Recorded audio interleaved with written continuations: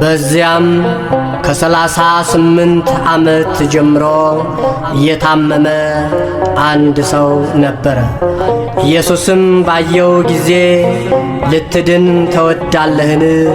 አለው። ድውዩም ሰው የለኝም አለው። ኢየሱስም ተነሳና አልጋህን ተሸክመህ ሂድ አለው። የዮሐንስ ወንጌል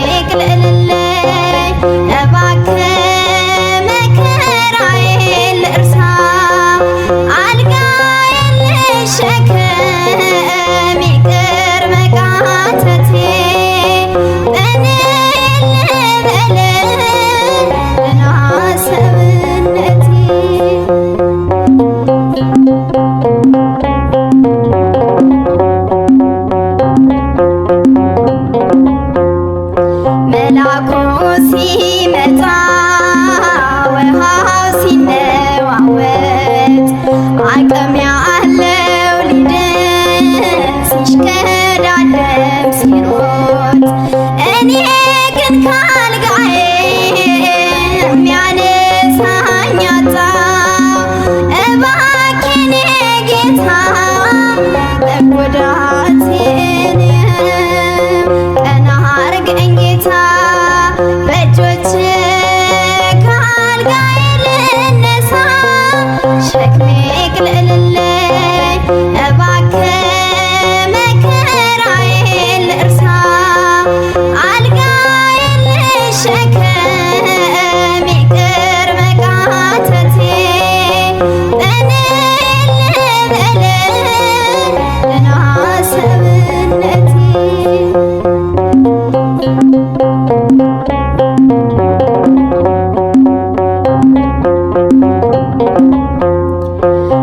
አትጠይቀኝ ጌታ መዳን እንደምወድ ጤና ሰላም ናፍቆኝ ብሶኛልና ሆድ ተነስ ብቻ በለኝ ይቅር መቃተቴ በደስታ ልዘምር ትባረክ ሕይወቴ ቀና አርገኝ ጌታ በእጆችህ ካልጋዬ ልነሳ ሸክሜ ይቅለልልኝ እባክህ መከራዬን ልርሳ አልጋዬን ልሸከም ይቅር መቃተቴ እኔ ልበል ደህና ሰውነቴ ቀና አርገኝ ጌታ በእጆችህ ካልጋዬ ልነሳ ሸክሜ ይቅለልልኝ እባክህ መከራዬን ልርሳ አልጋዬን ልሸከም ይቅር መቃተቴ እኔ ልበል ደህና ሰውነቴ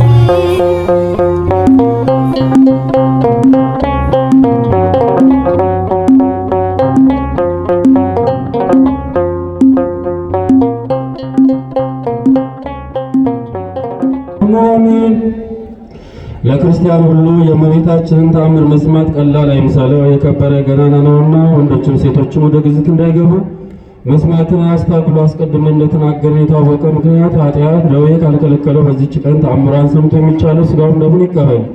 ሥጋውን ደሙን መቀበል ካልተቻለው ተአምሯን ሰምቶ ወደ ቤቱ ይሄድ። ሥጋውን ደሙን ለተቀበለ ይሁንለታ ይደረግልኛል በማለት ቢሰማ የእመቤታችንን ቃል ኪዳን ተአምረን የሚንቁ ግን የወልደ እግዚአብሔርን ሰው መሆን ከማመን የወጡ ናቸው። ከክርስቶስ ወገኖች ከምዕመናን ጋርም አይቆጠሩም።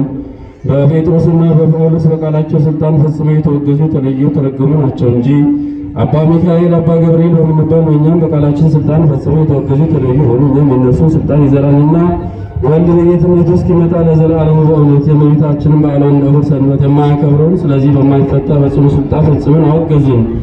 የእመቤታችንን በዓላቶቿን የሚያከብር የታዘዘውን የሚሠራ በዚህ መጽሐፍ የተጻፈውን የሚፈጽም ግን እስከ ዘላለሙ ድረስ የተባረከ ይሁን። ለእመቤታችን ስግደት እንዲገባ 3 ጊዜ እሰግድልሻለሁ። እሰግድ ለኪ እሰግድ ለኪ እሰግድ ለኪ። እግዚአብሔር ከአንቺ ሰው ሆኖ ሙሽራ ከጫጉላ እንዲወጣ ከአንቺ ወጣ። እመቤቴ ማርያም ሆይ ደስ ይበልሽ ብሎ ቅዱስ ዮሐንስ አፈወርቅ በልሳኑ እናመሰግንሽ፣ እኔም አመሰግንሻለሁ። የጠፋ በግ አዳምን የፈለገው ባገኘውም ጊዜ የተሸከመው እውነተኛ ጠባቂያችን ክርስቶስ ከአንቺ የተወለደ እመቤቴ ማርያም ሆይ ደስ ይበልሽ። እግዚአብሔር በደኔ ጣላት የዋንቱን የሚጎዳ ማሰሪያ ባንቺ የተቆረጠላት እመቤቴ ማርያም ሆይ ደስ ይበልሽ። እግዚአብሔር በብሩህ ደመና ተጭኖ መጥቶ ማኅፀንሽ አደረ እመቤቴ ማርያም ሆይ ደስ ይበልሽ። በቅዱሳን ነቢያት በቅዱሳን መላእክት አድሮ የሚኖር ከአንቺ ተወልዶ የተገለጠልን እመቤቴ ማርያም ሆይ ደስ ይበልሽ።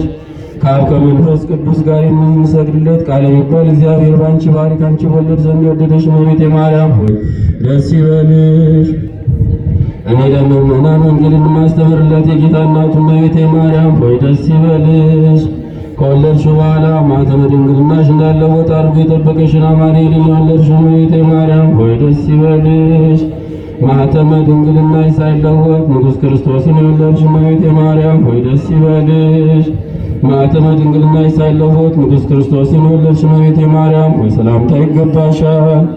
ልዩ መድኃኒታችንን በመውለድሽ እናትን አገልጋይን ተብለሻልና እግዚአብሔር ባሕርይሽን ባሕርይ አድርጎ ባለሟልነትን አግኝተሻልና እመቤቴ ማርያም ሆይ ሰላምታ ይገባሻል። እኛ ከምንወደው እርሱም ከሚወደን ልጅሽ ኃጢአታችንን ያስተሰርይልን ዘንድ ለምኝልን።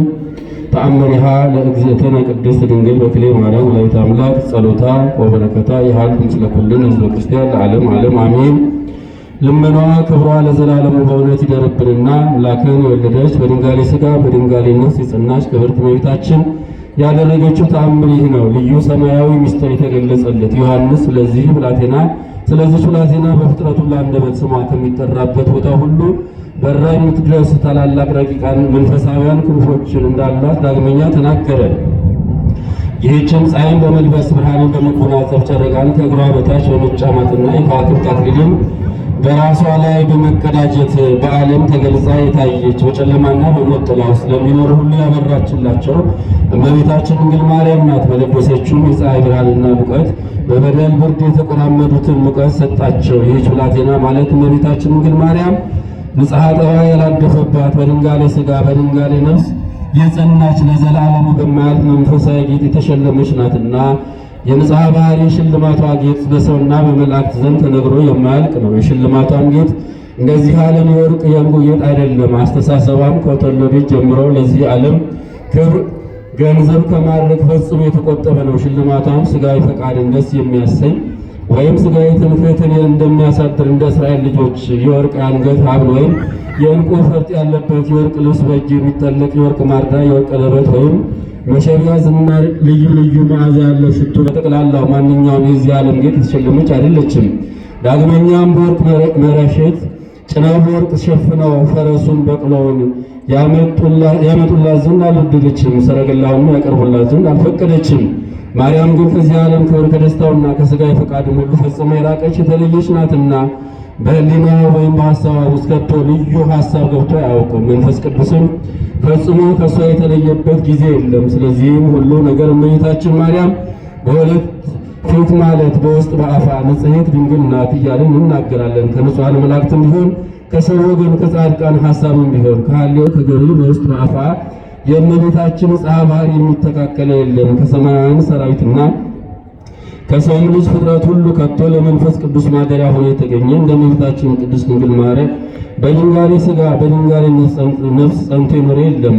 አስቀድሞ ለአባቷ ለአዳም ለእናቷ ለሔዋን በሰጣቸው ተስፋ መሰረት ዓለም ሁሉ ለማዳን ከእርሷ ከሥጋዋ ሥጋ ከነፍሷ ነፍስ ነስተው ሰው ይሆን ዘንድ ወደ ንጽሐ ጠባያ አይቶ እርሱ እግዚአብሔር መርጧታልና ከሰው ልጅ ፍጥረት ሁሉ ይልቅ እመቤታችንን ከእናቷ ማኅፀን መርጦ ለፍጥረቱ ከሚሰጠው ንጽሐ ባህሪ ከፍ አድርጎ ፍጹም የሆነ ንጽሐ ባህሪ አደላት። ስለዚህም ከእሷ ከእመቤታችን በነሳው ሥጋ እኛን ወገኖቹን ጎበኘን ይቅር ይለን ዘንድ ይህችን ንጽሕት ድንግል የሰጠን እግዚአብሔር እናመስግነው።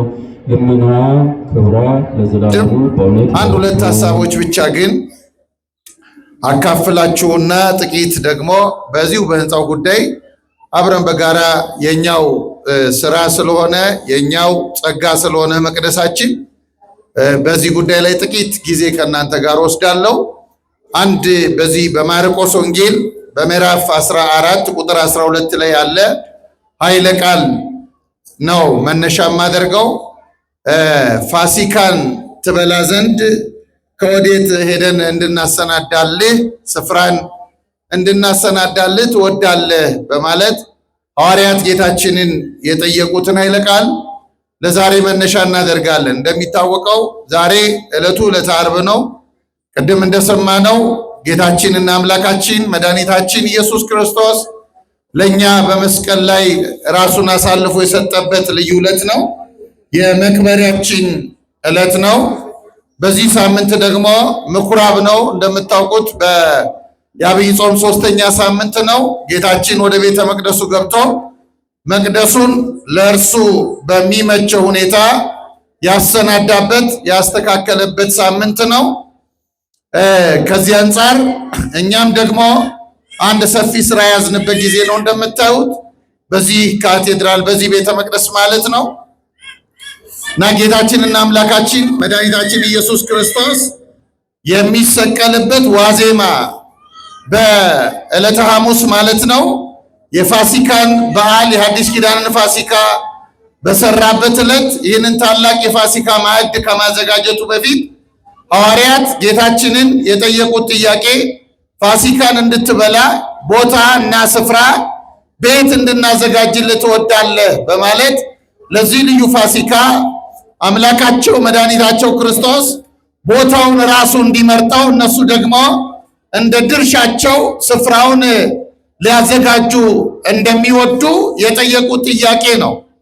ጌታችን ከዚህ አስቀድሞ ከነሱ ጋር ብዙ ፋሲካ ወደ 3 ፋሲካ የሚሆኑ አብሮ አሳልፏል።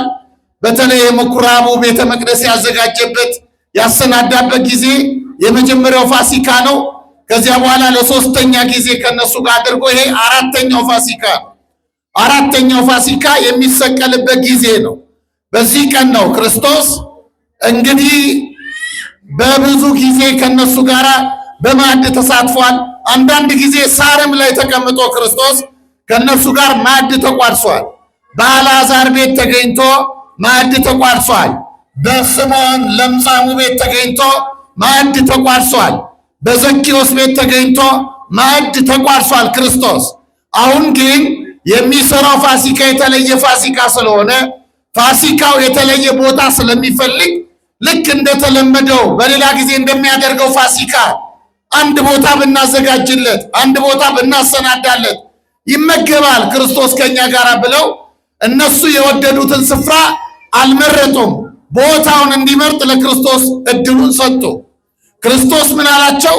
ወደ ከተማ ሂዱ አላቸው። በከተማ አንድ ሰው ከቃሉ ጋር ናችሁ ሁላችሁ ለእናንተ ስለምነግራችሁ ማለት ነው አይደለም? ለእናንተ ነው የምነግራችሁ። በቃ ስለዚህ ተመልከቱ።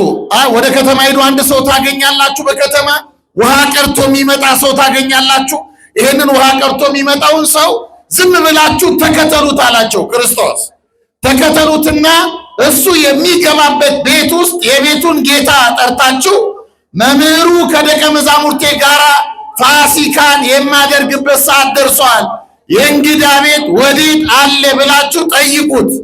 ያን ጊዜ በቤቱ በላይ በደርብ ላይ የተሰናዳ የተነጠፈ አዳራሽ ያሳያችኋል። በዚያ ፋሲካን አደርጋለሁ አለ ክርስቶስ።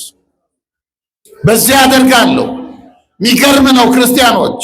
ይሄ ፋሲካ ልዩ ፋሲካ ነው። ዘላለማዊ ፋሲካ ነው። የሕይወት ፋሲካ ነው። ፋሲካ ማለት የሰው ልጆች ከባርነት ወደ ነፃነት የሚያደርጉት ሽግግርና ጉዞ ነው። ዘላለማዊ ደስታ ነው። ይህንን ታላቅ ፋሲካ ደግሞ ሊያዘጋጅበት የሚገባ አዲስ ወይን አለ። በቃና ዘገሊላ ያዘጋጀው ወይን አለ። ይሄ ወይን የሚጠመቅበት፣ ይሄ ወይን የሚሰናዳበት ልዩ ስፍራ ያስፈልጋል። የሰው እግር ያልረገጠው ስፍራ ያስፈልጋል። የሰው ሐሳብ ያልተሰናገደበት ስፍራ ያስፈልጋልና ምን አለ ክርስቶስ? ሰውየው ከቤቱ ከፍ ባለው ደርብ ላይ የተነጠፈ ስፍራ ያሳያቸዋል። እዚያ ነው ማደርገዋል። ክርስቶስ በምኩራብ ያደረገውን አይታቸዋል። በሊቃውንቱ ተምራቸዋል።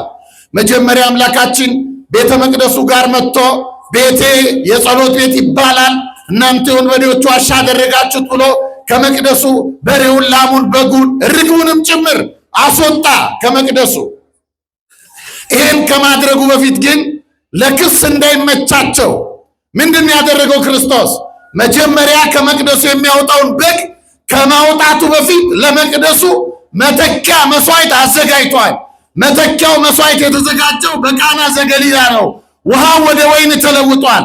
ስለዚህ በመቅደሱ በጉን በወይን ሊተካው በጉን አውጥቶ ሰው የሚሰዋውን ከሰው የሚዘጋጀውን ምድራዊ መስዋዕት ያስተናግድ የነበረውን መቅደስ አዲስ ሊያደርገው ስለወደደ ክርስቶስ መጀመሪያ ወይኑን አዘጋጀው። ወይኑ የሰው ልጆች ሁሉ የሚለውጥ ወይን ነው። ተመልከቱ። ለመቅደሱ ይህን ታላቅ የሕይወት መስዋዕት አዘጋጀ። ካዘጋጀ በኋላ መስዋዕተ ኦሪቱን አወጣ ክርስቶስ። በእውነትና በመንፈስ የሚያመልኩ ክርስቲያኖች እርሱን የሚያመልኩበት የሚቀበሉት አዲስ ወይን፣ በመስቀል ላይ የሚያፈሰው ወይን፣ ከአካሉ የሚቀዳ ወይን ተመልከቱ። ተጠምቆ የማያልቅ ወይን መንፈስ ቅዱስ የሚጠምቀው ልዩ ወይን አዘጋጀና መቅደሱን አስተካከለ። አሁንም ለአዲሲቱ ቤተክርስቲያን የሚሰራውን የአዲስ ኪዳን መስዋዕት የሚሰራው እንዴት ባለ ሁኔታ መፈጸም እንደሚገባት ለቤተ ክርስቲያን መንገድን ሲጠርግላት ቤት አለ። ይህ ያሳያቸዋል። አዲስ ነው፣ የተዘጋጀ ነው፣ ሰው ያረገጠው ነው። እዚያ ላይ መስዋዕቴን አዘጋጃለሁ አለ ክርስቶስ። ይቺ የአዲስ ኪዳኗ ቤተ ክርስቲያን ናት። የተመሰረተችው በክርስቶስ ነው። ስፍራዋን የመረጠው ራሱ ክርስቶስ ነው። የሰው ሐሳብ አታስተናግድም። ምድራዊ መስዋዕት የላትም። ዘላለማዊና ሰማያዊ መስዋዕት የሚሰዋባት ራሱ ክርስቶስ የቆረሰው ስጋው ሁልጊዜ ዓርብ የሆነ የሚፈተትባት ራሱ ክርስቶስ ደም ሆኖ የሚፈስባት የተለየችውን ቤተክርስቲያን በላይ በደርብ ላይ አዘጋጃለሁ አለ እግዚአብሔር። ቦታውን ደግሞ የመረጠው እሱ ነው። ያሰናዱት ደቀ መዛሙርቱ ናቸው። ክርስቲያኖች ተመልከቱ። ክርስቶስ ዓላማው መለወጥ ነው። መለወጥ ማለት ማስተካከል፣ ማደስ፣ እንዳያረጅ አድርጎ ማደስና መስራት ነው። አምላካችን ክርስቶስ እኛን ሰውነታችንን ሲዋሃደው የእርሱን ማንነት ለእኛ በመስጠት አዲስ አደረገን። ክርስቶስ ቤተልሔምን እንደምታዩት ሌሊቱን ቀን አደረገው። ፀሐይ በጠለቀበት ሰዓት ተወለደ። ቤተልሔምን በጥልቅ ብርሃን እንድትዋጥ አደረጋት። ቤተልሔምን መላእክት እርሱን ተከትለው መጥተው ምስጋና የሚሰውባት ሰማይ አደረጋት። ለዚህ ነው ሊቁ ሰማይኒ ኮነ ዓለመ ወዓለምኒ ኮነ ሰማይ፣ ዓለም ሰማይን ሆነ፣ ሰማይም ደግሞ ዓለምን ሆነ። ሰማይ ምድርን ሆነ፣ መለኮት ስጋን ተዋሃደ፣ ምድርም ደግሞ ሰማይን ሆነ። የእኛ ስጋ ዘላለማዊ አምላክነትን በተዋሂዶ አግኝቶ በዘባነ ኪሩብ ተቀመጠ። መለወጥ ዓላማው ነው። አሁንም መቅደሱን አዲስ አደረገው። የአዲስ ሰዎች መሰብሰቢያ፣ በክርስቶስ ደም የተጠረገ መንገዷ የተስተካከለ በጥምቀት የምትተከል ልዩ ቤተ ክርስቲያን ክርስቶስ እንዲሰራ ስለሚወድ ተመልከቱ።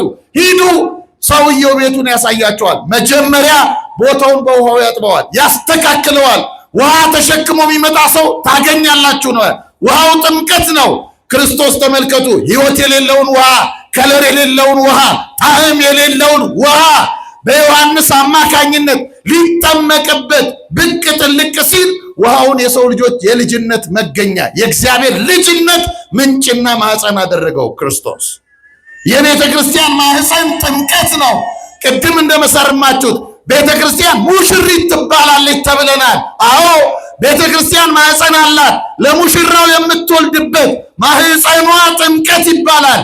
በመንፈስ ቅዱስ ጸንሳ በጥምቀት እያማጠች እየወለደች የእግዚአብሔርን መንግስት የምታሰፋ ቤተ ክርስቲያን ስሙ የተመሰገነ ይሁን። እግዚአብሔር አዲስ ቤተ ክርስቲያን፣ ሕይወት የሚዘራባት ቤተ ክርስቲያን። ይህችን ቤተ ክርስቲያን በብሉይ ኪዳን ዘመን ጀምሮ እንዴት ባለ መንገድ እንዳዋቀራት አስደናቂ በሆነ ሁኔታ እናያለን። አንድ አብርሃም የሚባል ሰው እግዚአብሔር ጠራ። የጠራው ከካራን ነው። አብርሃምን ውጣ አለው። በአብርሃም አንድ ህዝብ መሰረተ። እግዚአብሔር የሚታይበት ህዝብ። ወዳጆቼ እኛ እድለኞች ነን። ዓለም ማንን እያሳየ ነው? አሁን ዓለም የማን መስታወት ሆኗል? ዓለም የማን ማንጸባረቂያ ሆኗል? ተመልከቱ። የተለያዩ ርዕዮተ ዓለም ማንጸባረቂያ ሆኖ ትውልድ ተመልከቱ። በደም በሚጨማለቅበት ዘመን እኛ በደመ ክርስቶስ ታትመን የእግዚአብሔርን ብርሃን ለዓለም እንድናንጸባርቅ ልዩ መስታወት አደረገን። እግዚአብሔር ስሙ ለዘላለም የተመሰገነ ይሁን። እርሱ የሚታይብን ነውር የሌለበት ክርስቶስ የሚታይብን ልዩ መስታወት ተመልከቱ። አብርሃምን ጠራ። አብርሃምን ደግሞ በስተርጅና ምን አለው? እግዚአብሔር ተገረዝልኝ አለው። ተገረዝ የኔ እንድትሆን። አብርሃም በስተርጅና ለእግዚአብሔር ቆሰለለት። ይገርማቸዋል። የጠየቀው እግዚአብሔር ነው። አርጅቻለሁ፣ ወደ መቃብር ልወርድ ነው፣ አሁን እንደገና ተገረዝ ትለኛለህ አላለው። እግዚአብሔር ስለጠየቀው እግዚአብሔር እሺ አለው። እግዚአብሔርን ሰውነቱን በስተርጅና አብርሃም አቆሰለለት። እግዚአብሔር ልጁን በምትኩ አንድ ልጁን ለአብርሃም በመስቀል ላይ እንዲቆሰል አደረገለት። እግዚአብሔር ምላሹ ይገርማል። አብርሃም በስተርጅና ለእግዚአብሔር ኪዳን ራቁቱን ታየለት። አምላካችን ክርስቶስ የእግዚአብሔር አብ የባሕርይ ልጅ ለአብርሃም ደግሞ በመስቀል ላይ እርቃኑን ታየለት። አያችሁ፣ በሰራንለት ልክ ብቻ ሳይሆን እጥፍ ድርብ አድርጎ ከመነገር በላይ የሚከፍለን አምላክ ነው ያለን እኛ ወዳጆቼ። ሕይወታችን የሚጠብቅ አምላክ ይህን ታላቅ ሕዝብ አዋቀረው። በዮሴፍ በኩል በግብፅ ጠበቀው፣ በሙሴ ደግሞ ባህር አሻገረው፣ በኢያሱ ከነዓንን አወረሰው፣ በአንድ ልጁ ደግሞ በክርስቶስ መንግሥተ ሰማያትን አወረሰው እግዚአብሔር። ይህንን ሕዝብ እንዲህ ባለ መንገድ ወደ አዲሲቱ ቤተክርስቲያን፣ የአዲስ ኪዳን ቤተክርስቲያን፣ የተለየች ቤተክርስቲያን፣ ይህን ነው ነቢየ እግዚአብሔር ቅዱስ ዳዊት ወፄከ ፍኖተ በቅድሚሃ ወተከልከ ሥራዌ ወምልአት ምድረ፣ ያው መንገድን ጠረክላት ስሮቿንም ተከልክ ምድርንም ደግሞ መላች። ዝም ብላችሁ አስባችሁታል? አሁን ክርስቲያኖች፣ አሁን እዚህ ቦታ መድኃኔ ዓለም ቤተ ክርስቲያን የሚባል መቅደስ ባይኖር ኖሮ ምን ሊተከል ይችል ነበር? የእግዚአብሔር መቅደስ ባይሰራበት ኖሮ ምን ይቆምበት ነበር? ወዳጆቼ ስንት ነውር የሚፈጸምበት ስፍራ ይሆን ነበር። ስንት ወንጀል የሚከናወንበት ይሆን ነበረ። በአብርሃም በኩል ታላቁን ሕዝብ እግዚአብሔር ሰርቶ እንደ ዓይን ብሌን ጠብቆ ዓለም የሚድንበትን የሕይወት ምንጭ በዚያ በኩል እንደሰራ አምላካችን እግዚአብሔር በእኛም በልጆቹ አካሉ በምንሆን በእኛ መቅደሱን አቁሞ የሰው ልጆች የሚድኑበት ስፍራ አደረገልን። ስሙ ለዘላለም የተመሰገነ ይሁን። ወዳጆቼ ተመልከቱ፣ ይሄ ነው የክርስቲያኖች ስራ፣ ይሄ ነው። አዎ ደቀ መዛሙርቱ ምን ጠየቁ? የት ነው ቦታውን እንድናሰናዳ የምትወደው አሉት። የት ነው? የት እናሰናዳለን? በደርብ ላይ ስሩ ነው ያለው እግዚአብሔር። አሁን ለእኛም የሰጠን ይሄን ነው። አሁን ባጭሩ ወዳጆቼ ትምህርት የማስተምርበት ሰዓት አይደለም። በሌላ ጊዜ በሰፊው እንማራለን። ባጭሩ ግን ምን እላችሁ ነው የፈለግኩት? ይሄ ቤተ መቅደስ የማን ነው? ነገሩን ጮክ በሉና የማን ነው? የማን ነው? የማን ነው? አይደለም የኛ ነው። እስቲ የኛ ነው በሉ። አልሰማችሁ? የማን ነው?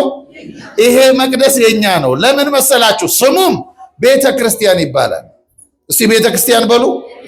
የብሉይ ኪዳኑ ቤተ መቅደስ ቤትኤል ነው የሚባለው። ቤተ እግዚአብሔር፣ የእግዚአብሔር ቤት የሰው ልጆች አልነበረም። ለምን መሰላችሁ? ሰዎች ከክብራቸው ጎለው ባሪያዎች ስለነበሩ ባሪያ ወራሽ ሊሆን አይችልም። ስለዚህ ቤቱ የኛ አልነበረም፣ የእግዚአብሔር። አሁንስ እኛ ልጆቹ ስለሆንን የአባታችን ወራሾች ነን። ቤቱን ብቻ ሳይሆን አካሉን ነው መድኃኔዓለም የሰጠን። ስሙ ለዘላለም የተመሰገነ ይሁን። ሰውነቱን ነው የሰጠን ክርስቶስ። ተመልከቱ። ስለዚህ ወዳጆቼ ቤቱ የኛ ነው፣ የማንም አይደለም። እኛ የምንከብርበት ነው። የዘላለም ሐሳብ የሚስተናገድበት ነው። እንኳን አይደለም ማረፊያችንን በእርግጠኝነት የእግዚአብሔርን መንግስት የሚያሳየንን ይህን ታላቅ መቅደስ ቀርቶ እስራኤላውያን ከግብፅ ሲወጡ እግዚአብሔር በመንገድ ላይ አንድ ነገር አላቸው። ምን አላቸው መሰላችሁ? መቅደስ በመካከላችሁ አድር ዘንድ መቅደስ ስሩልኝ አላቸው። እንዲህ ብሎ ሲላቸው ስደት ላይ ናቸው፣ ጉዞ ላይ ናቸው፣ መንገድ ላይ ናቸው። አሁን መቅደስ ስሩ የሚለን እግዚአብሔር ገና ማረፊያችንን አላረጋገጥንም። የት ነው የምንሰራው ምናምን አላሉም። ያዘዛቸው እግዚአብሔር ነው። ባህር ሲከፍልላቸው አይተዋል። ያዘዛቸው እግዚአብሔር ነው። ከዚያ ከባርነት እናት ልጇን ማቀፍ በማትችልበት ወንድ ወልዳ ወደ ጡቷ ሳታስጠጋው ልጇን አይኗ እያየ ሰይፍ ከሚበላበት ባርነት አምላካቸው እግዚአብሔር ነፃ እንዳወጣቸው ስላዩ እርሱ ስሩ ካለንማ እንሰራለን። እና እስራኤል ድንኳን አዘጋጁ እና ስደት ላይ ናቸው። አንድ ጉዞ አንድ ቀን ሙሉ ተጉዘው ማታ የሆነ የሚያድሩበት ከተማ ሲደርሱ ከሰፈር ውጭ ወዳለው ቦታ ሄዱና ድንኳኑን ይተክሉታል፣ ታቦቱን ያስገቡታል። አቤቱ ወደ ረፍት ግባ እያሉ ታላቅ ዝማሬ እየዘመሩ ታቦቱን ያስገቡታል። ጠዋት ደግሞ ጉዞ አላቸው። ጠዋት ደግሞ ሲነሱ እንደገና ድንኳኑን ይነቅሉታል። የመገናኛው ድንኳን ነው። ታቦታቸውን ተንሥ እግዚኦ ውስተ ዕረፍትከ ብለው አቤቱ አንተና የመቅደስ ታቦት ተነስ ወደ ዕረፍት ብለው ታቦቱን አንስተው ድንኳኑን ነቅለው ይሄዳሉ። እንዲህ ባለ መንገድ 40 ዘመን ፈጀባቸው ወዳጆች፣ እየተከሉ እየነቀሉ። አሁን እግዚአብሔር የሚለን አንዴ ስሩና ረፉ ነው የሚለው። የሚነቀል አይደለም፣ በእግዚአብሔር የሚተከል መቅደስ፣ ሰው የሚተክለው አይደለም። እኛን እጅ አድርጎ አካሉ ስለሆነን በእኛ በኩል የሚሰራ መቅደስ፣ ሰርተን ጨርሰን ትውልድ የሚባረክበት መቅደስ፣ አሻራችንን የምናኖርበት መቅደስ። ኢትዮጵያውያን የምንታወቀው በዚህ ነው። እና አንድ ነገር ነግሬያችሁ ወደ ዋናው ጉዳይ ገባለሁ። በጣም የሚገርማችሁ አሁን በቅርቡ ከሀገር ወጣ ብዬ ነበርና በጣም ኢትዮጵያውያን ያስደንቁኛል በጣም እና አረቡም ዓለም ብትሄዱ አረብ ሀገር እንጀራ ለመብላት ሄደው የእግዚአብሔርን ቤተ መቅደስ ሲተክሉት ያላችሁ። እስቲ እግዚአብሔርን ከፍ አድርጋችሁ አመስግኑት ነው። አያችሁ ወመላት ምድርን መላች የሚለው ይሄ ነው። እንጀራ ፍለጋ ሄደው አረብ ሀገር ቤተ መቅደስ ሰርተው መስቀል ከላይ አቁመው በጣም ይገርማል። የእግዚአብሔር መንግስት መታሰቢያ ያደርጉታል። እነዚህ ክርስቲያኖች ባይሰደዱ ኖሮ እዛ አረቡ ዓለም ላይ በፍጹም የመስቀል ምልክት አናይም። ምናልባት የመስቀል ምልክት የምናየው ወፎች ክንፎቻቸውን ዘርግተው ሲበሩ ብቻ ሊሆን ይችላል። መስቀል ቆሞ ማየት የቻልነው ኢትዮጵያውያን ተሰደው እንጀራ እየበሉ ከጉሮሯቸው ነጥቀው የአምላካቸውን የእግዚአብሔርን ስም ይተክላሉ። ከዚህ በላይ ክብር የለም ወዳጆች። ከአባቶቻችን የተማርነው ይሄን ነው፣ የነገሩን ይሄን ነው። ሌላ ነገር አልነገሩንም አባቶቻችን፣ ሌላ ነገር አላሳዩንም። አዎ ያሳዩን ይሄን ነው። የምንከተለው የአባቶቻችን መንገድ ነው። ይሄ ብቻ አይደለም።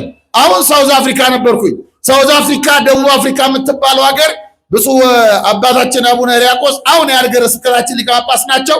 እዚያ ነበሩ። ይገርማቸዋል። 35 ስቴቶች ላይ 35 ቤተክርስቲያን ሰርተናል። ሳውዝ አፍሪካ እየሰማችሁኝ ነው? ስንት ቤተክርስቲያን አልኳችሁ? 35 ቤተክርስቲያን መስራት ብቻ እንዳይመስላችሁ። እዚሁ ቆይ ቁጭ በሉ ቁጭ ይለፉ። እነሱ ይለፉ። እጣን ትወዳላችሁ እናውቃለን፣ ግን ቁጭ በሉ ግን ለምን እንደምትታጠኑ ደግሞ ማወቅ አለባችሁ። እሺ እዛ ውጪ ይጠይቋችኋል። ምንድነው እማዬ ነጠላውን ግልጥ አድርገሽ እጣኑን የወሰርሽው? እስቲ ትርጉሟ ምንድናት ይላል እዛ ጋር መጽሐፍ ቅዱስ ምናምን ይዘው ይጮዋሉ በየመንገዱ አይደለም፣ ይጠይቋችኋል። የማታውቁትን ሳይገባችሁ አታድርጉ፣ ገብቷችሁ አድርጉ፣ ተረድታችሁ አድርጉ። አሁን ዝም ብሎ በግምት መጓዝ አደገኛ ነገር ነው። ግምት አደገኛ ነገር ነው። ግምት ያጠፋል። ከባድ ነው። ያው እኛ ሰፈር እዚህ ተወልጄ ያደኩበት ሰፈር አንድ ሰው ወታደርነት ሄዶ እና አንድ እግሩ ተቆርጧል በጦርነት እና ሱሪ ከዚያ በኋላ ይገዛል። እየገዛ ሱሪ ገዛና ይሄ በተቆረጠው እግሩ በኩል አስለክቶ እያስቆረጠ ያሰፋታል ያቺ እና አንድ ሽማግሌ ሰፊ ጋር አንድ ቀን ሄደና እዛ ሰፈር አንድ እግሩ የግራ እግሩን የተቆረጠው ሱሪውን ሰጣቸው ለክተው ምናምን ሲመለስ የቀኙን ቆርጠውታል። ሱሪው የግራው አይደለም የተቆረጠው። አሁን የሱሪ ሆነዋል። ሱሪ ነው ግን ይሆነዋል። አዎ ነው ማያችሁ። አንዳንዴ በረከት መርገም ይሆናል ካልገባን ማለት ነው። ሲገባን ነው በረከት ሊሆን የሚችለው። ስንረዳው ነው ህይወት ሊሆን የሚችለው። በትክክል ማወቅ መድኃኒት እንዴት እንደሚዋጥ እንደምናጠና በእግዚአብሔር ቤትም ምን እንዴት እንደሚደረግ ማወቅ መቻል አለብን ወዳጆች። ይሄን ማናቅ ከሆነ ሞኞች ነን ማለት እና ስለዚህ እንደዚህ ባለ መንገድ ይሄ ረፍዷል፣ ጊዜ ረፍዷል። አሁን ቀይ መብራት አብርቷል። ለቄሶቹም አሁን ባሊሽን አምጪ ወለተ ማርያም ጠበል ረጭቼ ልውጣ፣ ቀይ መብራት አብርቷል። አምላክን አብርቶብናል። አውቀን ነው በደንብ ስናስደርገው ቀን ስናደርገው ቀን። እንዲህ ካልሆነ ወዳጄ እንደሱ አይቀጥልም ማለት ነው። ስለዚህ ተመልከቱ 35 ቤተክርስቲያን መስራታቸው ብቻ ሳይሆን በጣም የሚገርማችሁ እዚያ ሳውዝ አፍሪካ 100,000 የሚሆኑ ሳውዝ አፍሪካን 100,000 ሳውዝ አፍሪካውያን በኢትዮጵያ ኦርቶዶክስ ተዋሕዶ ቤተክርስቲያን ተጠምቀው ኦርቶዶክሳውያን ሆነዋል። እግዚአብሔር ስሙ የተመሰገነ። ስለዚህ ምንድነው መሰላችሁ አሁን የደከመው ትውልድ አለ። አንድ እውነት የምነግራችሁ የፕሮቴስታንቱ ዓለም ደክሞታል። አታለው ፓስተሮቹ አታለው ትውልድ መያዝ አልቻሉ። ደቡቡንም እንሄዳለን እናየዋለን። አሁን ድክም ያለው መዳን የሚፈልግ ህዝብ ይመጣል። የምንቀበልበት መቅደስ ነው የምንሰራው፣ የምናጠምቅበት መቅደስ ነው የምንሰራው። አትጠራጠሩ። በጣም ይገርማችኋል። ብዙ ስራ አይደለም የሚያስፈልገን፣ በጥቂት ስራ በጣም የሚገርማችሁ ብዙ ኢትዮጵያውያን ወደ ኦርቶዶክሳዊ ተዋሕዶ ቤተክርስቲያን የሚመለሱበት ጊዜ ሩቅ አይደለም። እግዚአብሔር አምላካችን ጉልበትና ኃይል ይሆነን። ይመጣሉ ካስተማርን ከሰራን። ግን ሲመጡ የሚቆሙበት ስፍራ ነው የምንሰራው፣ የኛም ብቻ አይደለም።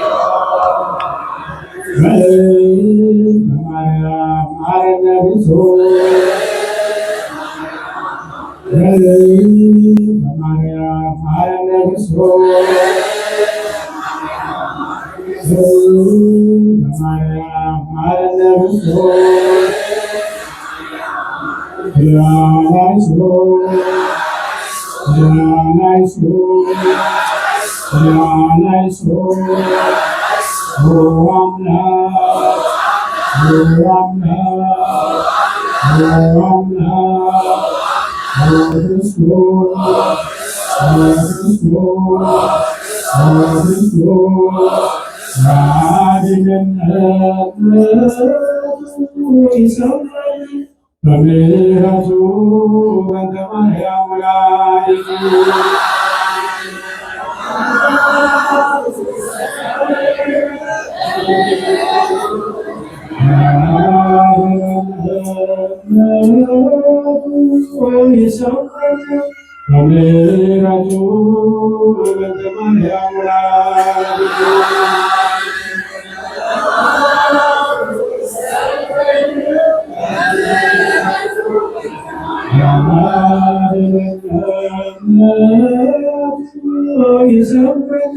በምሕረቱ በእንተ ማርያም ወላዲቱ በምሕረቱ በእንተ ማርያም ወላዲቱ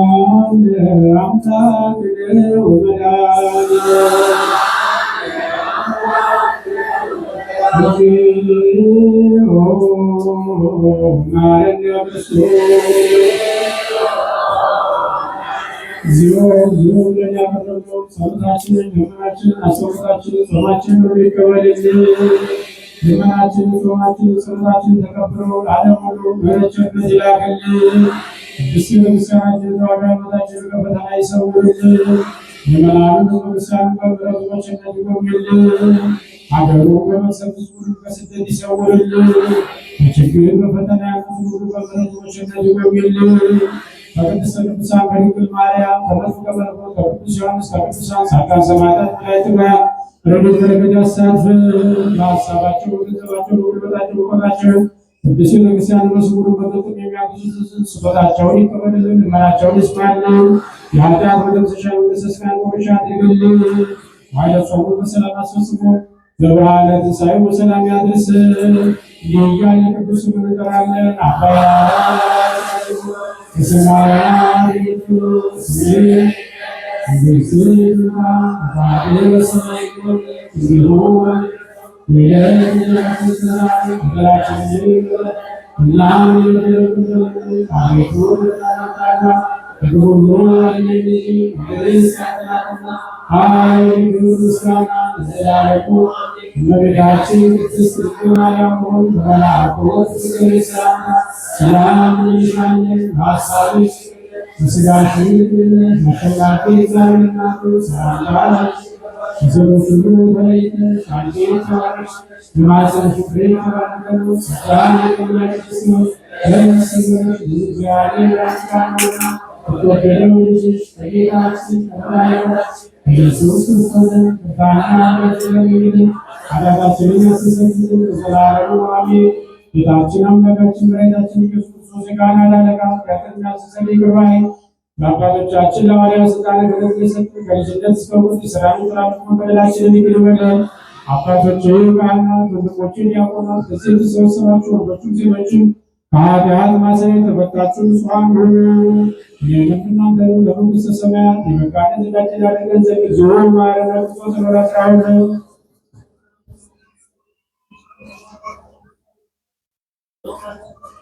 ስለ እናታችን ስለ ቅድስት ድንግል ማርያም ወደሚለን ዘንድ በእግዝእትነ ማርያም መሐረነ ክርስቶስ